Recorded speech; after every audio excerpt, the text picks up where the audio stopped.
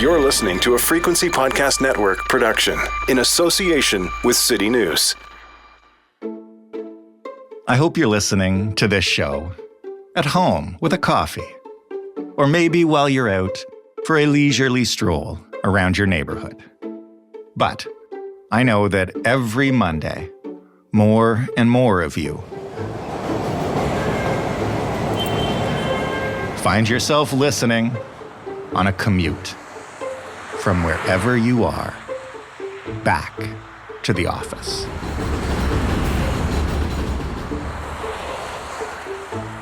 Maybe it's just one day a week, maybe 2 or 3. Some of you might already be commuting full-time. And to those of you who are, I say, sucker.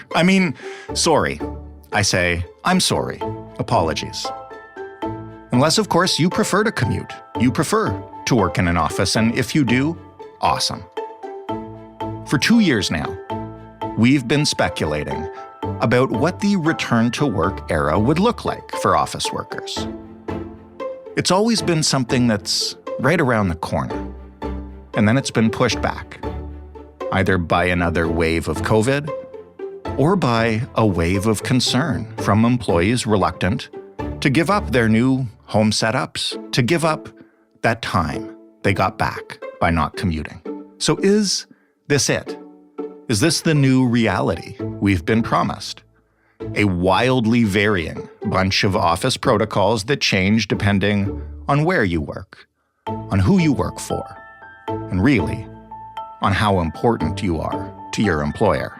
Is a consensus about where and how white-collar employees work possible today?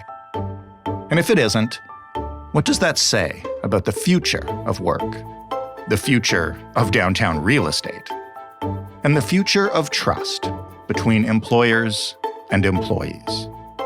That's what's really at stake. I'm Jordan Heath Rawlings. This is The Big Story. Vanmala Subramaniam is the Future of Work reporter at the Globe and Mail. Vanmala, how are you doing? I'm good, Jordan. How are you? I'm good. Are you back in the office yet? Well, good question. This was my first week back. So I went in yesterday and I'm aiming to go in twice a week. So let's see how that goes. How did it feel? Well, you know what, Jordan, it felt very good to see people and talk, but I will say it felt very distracting because I'm absolutely not used to that much interaction in the course of an 8-hour day. So I was jokingly telling my editor, my boss, that, it's 3:20 p.m. And if I hadn't been in the office, I would have been able to do as much work by 12:20 p.m. I just feel like it really kind of delayed my day a bit. So pros and cons. I'm still getting used to it. So this is something that offices everywhere are dealing with right now. And I guess my first question is, do we actually have any kind of data on how many office workers are being asked to go back to the office? Which companies are mandating it, are moving to hybrid, or is it just anecdotal company by company? Yeah, that's a really good question because there is a lot of data out there from polls and surveys done either internally by companies on their own employees or by polling companies off businesses. But I will say that we don't have reliable data in that we don't have data from Statistics Canada or government data that, kind of forced companies to respond on, where the employees are working from. So I don't know whether that's going to be a thing, but I will say no, you don't have reliable data. It's quite anecdotal. One of the most reliable data sources that I've kind of been tracking is office footprint. So, every 3 months, big real estate companies come out with data on what the foot traffic is like in the downtown core, and specifically around, if you're talking about Toronto, the financial district, to see how many people are actually using offices. So that's quite a reliable indicator, I would say. But yeah, that's some interesting trends from the anecdotal data that I'd be happy to talk about. Sure. Maybe let's talk about that now, because actually before we got on our call here, I was just reading a feature from The Local about the path. And for those who don't live in Toronto or don't know it, that's the network of underground, under the business towers, downtown stores and restaurants. And it has been a ghost town, obviously, for most of the past 2 years. And even now, people who work in the businesses there say they've noticed a tiny uptick in foot traffic, but nothing like it was before. Is that what you're seeing as well? Yeah, that corresponds with people's kind of feelings about going into the office and, whether they're actually going in. So I'll say what I find now is overall, there are about maybe 50% of people, again, this is not exact data. It's based on multiple surveys. About 50% of white collar office workers do like going into the office a number of times a week. About 50%, say that they just want to work at home 5 times a week. So if you think about that, it would be tough to see foot traffic in the downtown core in major cities really go up given that.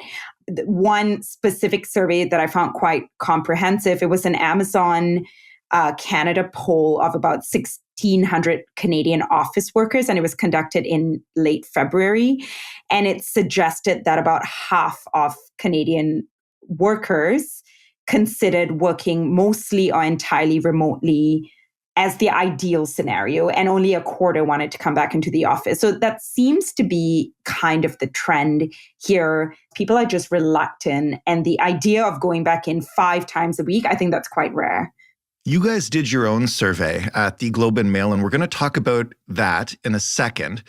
But first, I have to ask for all the people listening to the show right now who are not office workers and who have been working everywhere in front of people during this entire pandemic. How do you think they feel hearing conversations like this? And there's been a lot of talk about how many times would people really like to go back, or maybe they'll like to go back just 2 days a week. And I can just imagine them listening being like, oh my God, again?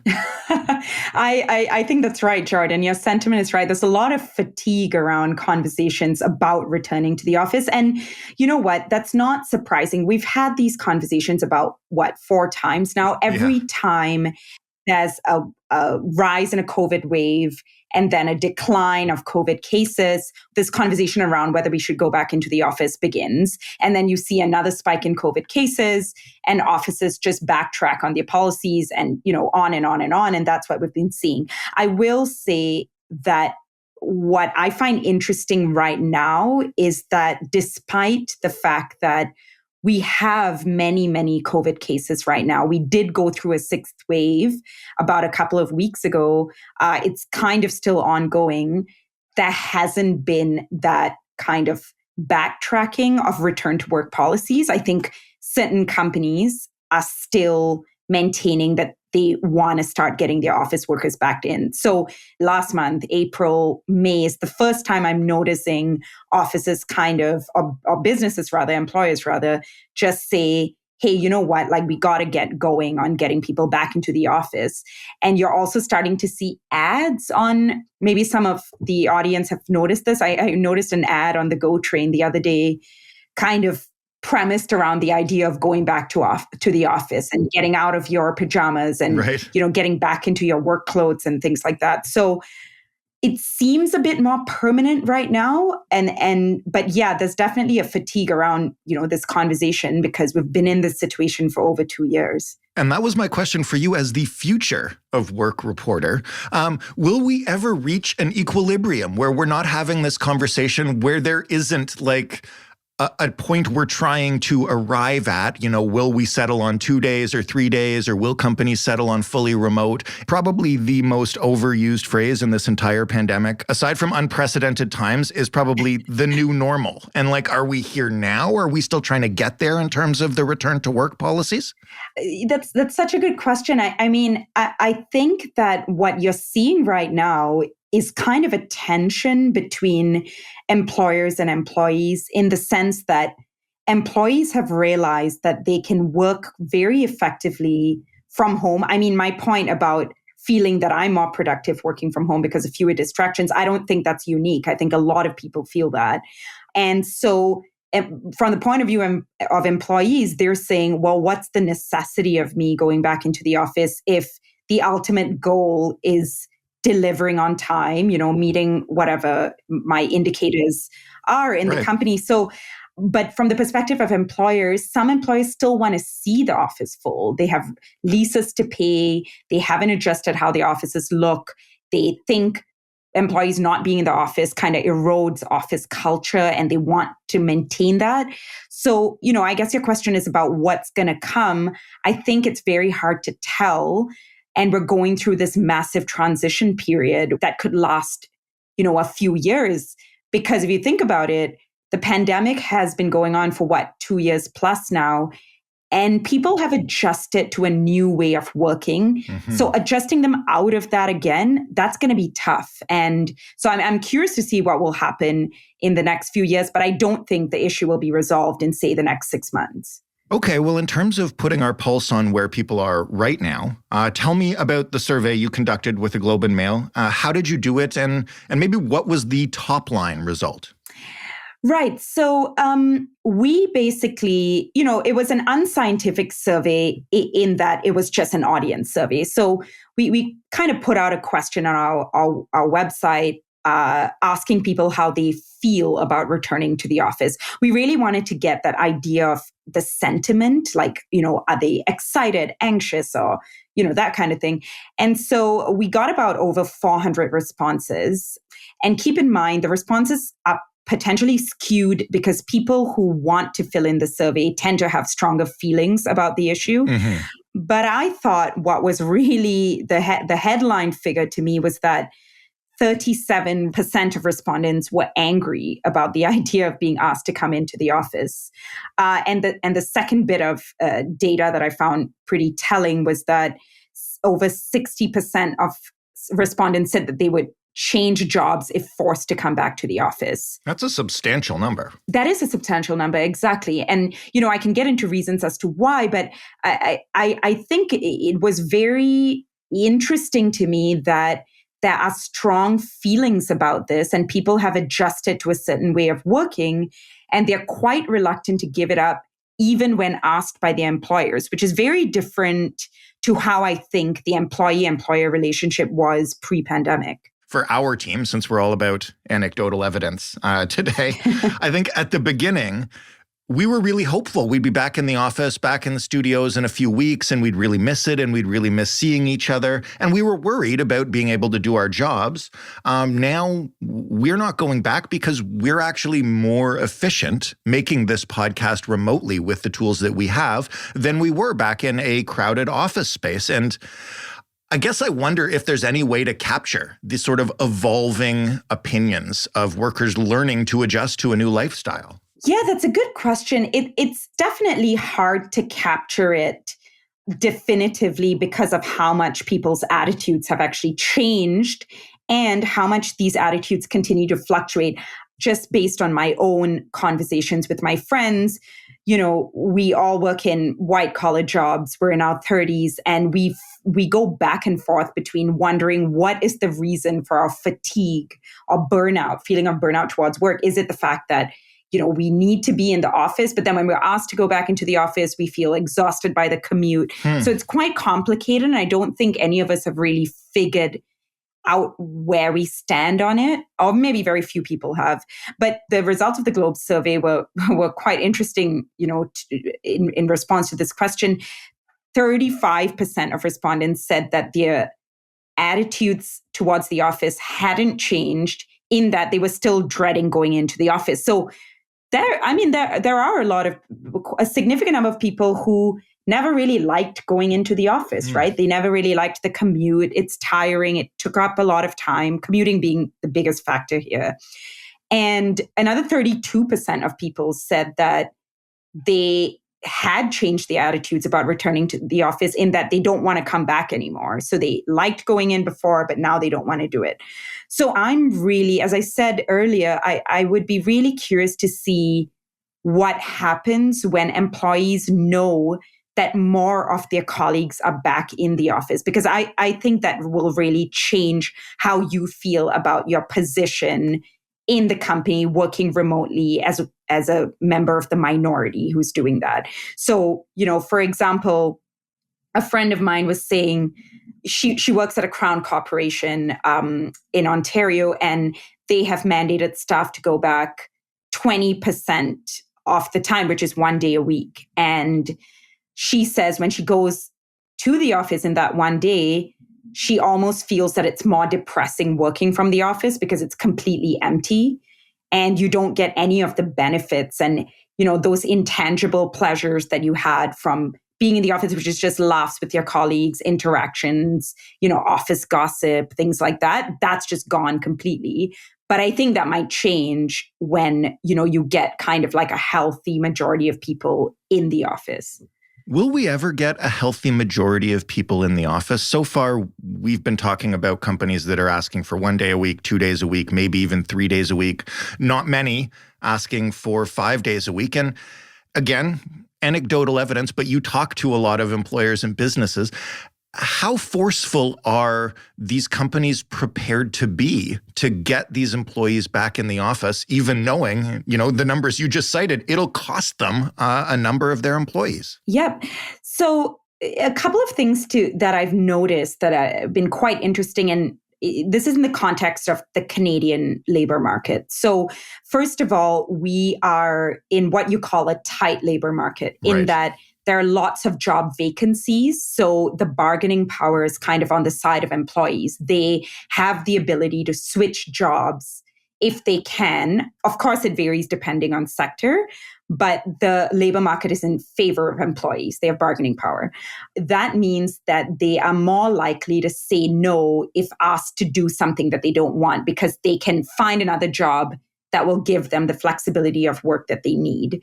The second thing I've noticed is that there is a distinction between older companies, legacy companies that have been around for over 100 years, and newer startups and companies in the tech sector, in that tech companies, startups are more likely to just grant remote hybrid work options very, very easily to employees. Mm-hmm. They have a different idea of work. They have always worked in open concept spaces. They have granted remote work to the employees way prior to the pandemic.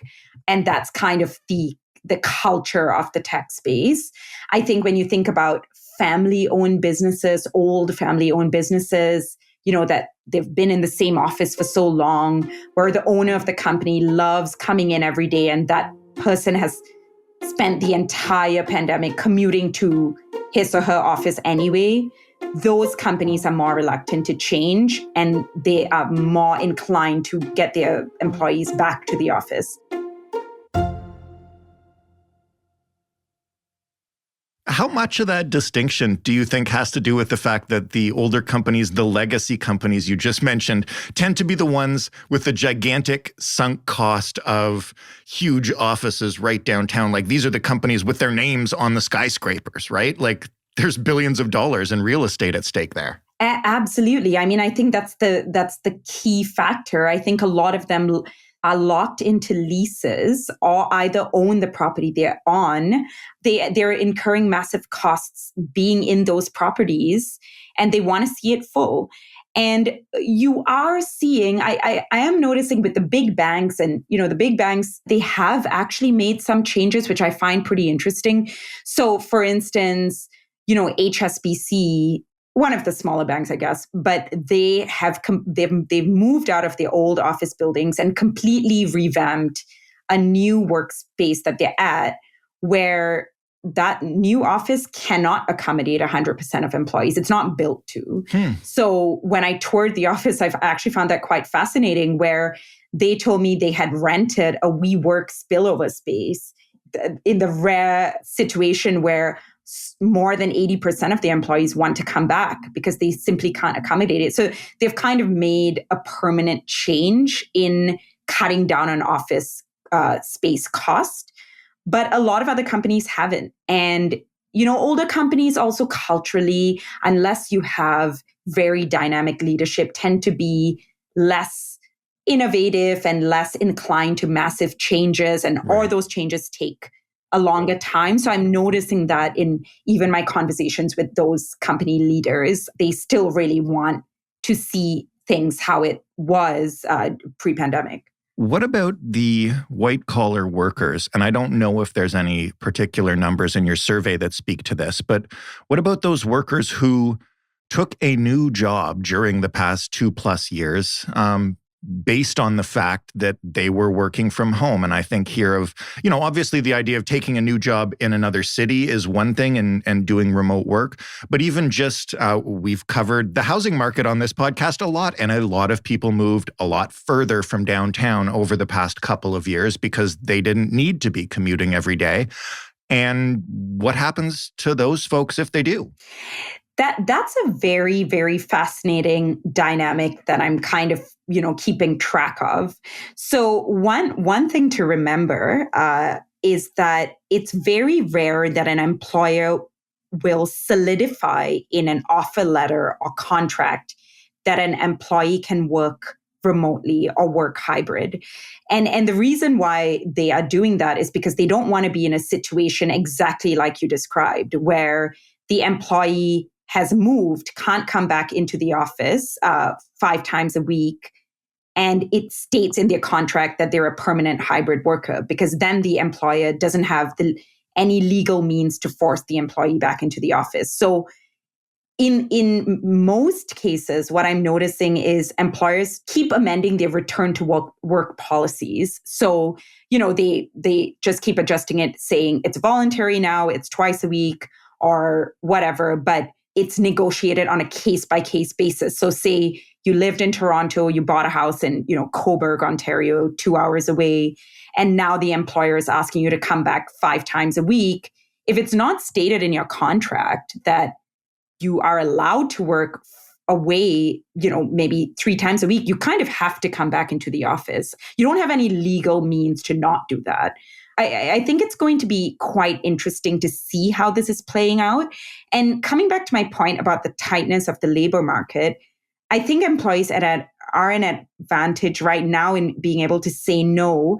But once we get into a point where if there is an economic recession, if job vacancy rates go down, employees are not going to be able to say no to what their employers want, because that will cost them their jobs. We're not in a situation like that right now, but these things ebb and flow, and we very well could be. You kind of answered my next question mostly, but I'll just ask, I guess that would also apply to employees who signed their contract before there ever was a pandemic and the possibility of remote work. They also would not have legal options if the employer said, all right, 5 days a week, get your butt back. They wouldn't have legal options. You're absolutely right. So let's consider a situation where, COVID or health and safety is a reason to say, I don't want to come back into the office. COVID's still around. I'm immunocompromised. I don't want to do this. You're not providing a safe office space. The only way that you legally can pursue your case against an employer is to exercise your rights under the Occupational Health and Safety Act of whatever province you're in. And that is an arduous and long process where you have to file a complaint with the Ontario Labour Relations Board or, any provincial labor relations board. And then they decide on whether the employer has actually violated, the Health and Safety Act. So it's not straightforward. It takes time. But COVID as a reason to not come back into the office, that is becoming less of a thing right now because we have vaccines, because employers have vaccine mandates for their employees. So they've done a lot of things to ensure a safe work environment. So there's really not a lot you can do. How much of this entire scenario got screwed up by the trend of open concept offices over the last decade? I think that is going to be a big problem for employers. And, I wrote an article about this a couple of months ago where I spoke to so many employees. One of the reasons why employees don't want to come back into the office is because a lot of offices are embracing this hot desking concept. So you don't get your own desk any longer if you come back, say, 2 or 3 times into the office.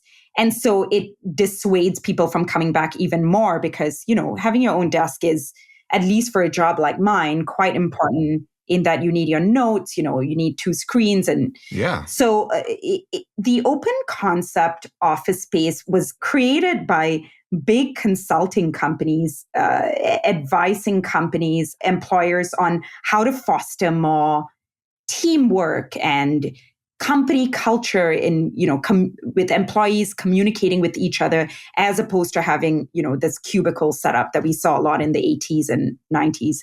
But what has happened now is, as you rightly pointed out, the open space office concept is a reason why people don't feel safe coming back to the office in light of COVID. So that's actually, when I tour offices, I see that they almost are designing offices in a way where they're reintroducing this pod concept where there are bigger walls between each workspace because of health and safety reasons. So it's going to be quite interesting to see how this pans out.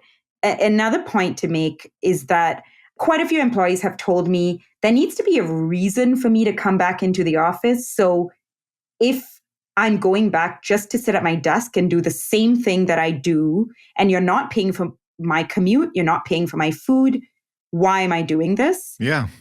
But if I'm coming back because there is a specific team meeting, we're doing some sort of brainstorming session where we'll all benefit from talking in person, then yes, I would consider it.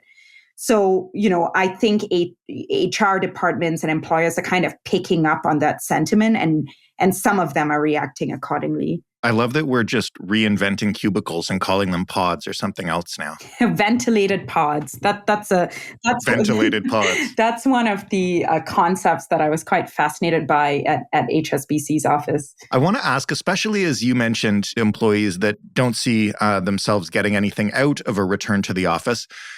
Is there a hierarchy and potential unfairness here in which employees with clout or skills or who have things that are deemed to be irreplaceable or who are like frontline talents are allowed to say just no, sorry, because you can't really replace them, and then the multitude of workers who are sort of lower on the corporate rungs don't get a choice? Yeah, you are seeing, a lot of unfairness. So I have a couple of points to make on this.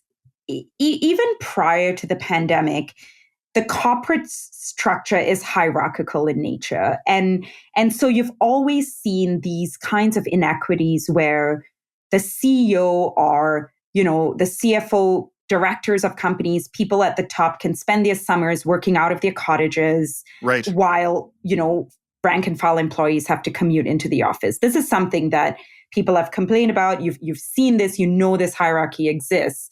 I think that in the pandemic, I'm seeing more lower paid employees or, employees at the bottom of the corporate ladder push back a little bit against that. One example is an HR executive I was talking to at a major bank said that one of the reasons why they want more people to start coming back into the office is that frontline bank employees feel that they were unfairly disadvantaged because they had to work in person throughout the pandemic, except for those first few months in 2020 where everything was shut down. But they're aware of, how inequity will kind of create tension in the company and, affect company culture or loyalty to your employer. And they claim to be addressing it. But it is also a thing where if you come into an office and you're an executive who gets your own office and you're now telling all your other employees that they have to hot desk, they don't get their own desk, that can create a lot of frustration, right? So I think there are a lot of things to consider right now, especially when, for the most part, I've noticed a shift in the relationship the employee has with their employer. They're not, I would say, as loyal. People have become more frustrated with work. They are noticing that, working hard doesn't necessarily mean that you're rewarded for it all the time. These things have taken place in the last 2 years in light of the pandemic. And so, I think inequity in an office is going to be something to really look out for. That's fascinating. We could do a whole entire other episode about sort of the collapse of trust and loyalty between employer and employee. And I might bug you to do that, but now we've had you for a while. So I'll ask one more question. And that's looking to the future and recruitment. What kinds of statements are being made in job postings these days regarding this? Is this kind of language now something that employees are taking really seriously in their contracts because they now know they may be forced to go back to the office? And is it a recruitment disadvantage? I am assuming so, to put must be in the office 5 days a week, et cetera, on a job post. You're absolutely right. I would be shocked to see a job posting that says, come back into the office 5 days a week, unless, of course, you have to. Your job doesn't allow you to work from home. Right. But for the most part, I would say what we're landing on is the word hybrid and the word flexible. So you're seeing that in most job postings. In fact, the job site, Indeed.ca, they track it really well. And I get these data reports where they'll tell you how many jobs have been posted in a given month that mention the words remote or flexible and hybrid. And what they've noticed is flexible and hybrid is almost in every job posting right now. Again, I don't know how long that will last. And the other point is that just because a job posting says flexible hybrid, it doesn't mean that when you actually receive your offer letter, that terminology will be in your offer letter. That is something that recruiters have said to me is a point of contention and negotiation still between an employee and an employer. So they're quite reluctant to really codify it because of potential legal repercussions when, things go back to pre-pandemic norms and everyone's back into the office. Vanmala, thank you so much for this. It's been fascinating, and we will check with you in the future to talk about work. Thank you so much, Jordan. Great conversation. Vanmala Subramaniam, the Future of Work reporter, such a great title, at the Globe and Mail. That was The Big Story. For more, you can find us at thebigstorypodcast.ca. You will note this is not the first time we've covered the return to the office, but it is the first time that we've done it. Well, it's mostly actually happening. You can talk to us on Twitter at TheBigStoryFPN. I would love to hear from you if you're somebody who loves going back to the office. And of course, you can call us now and leave us a voicemail. The phone number is 416-935-5935. The Big Story is available wherever you get your podcasts, and it's available on every smart speaker. Just ask it to play The Big Story podcast. Thanks for listening. I'm Jordan Heath Rawlings. We'll talk tomorrow.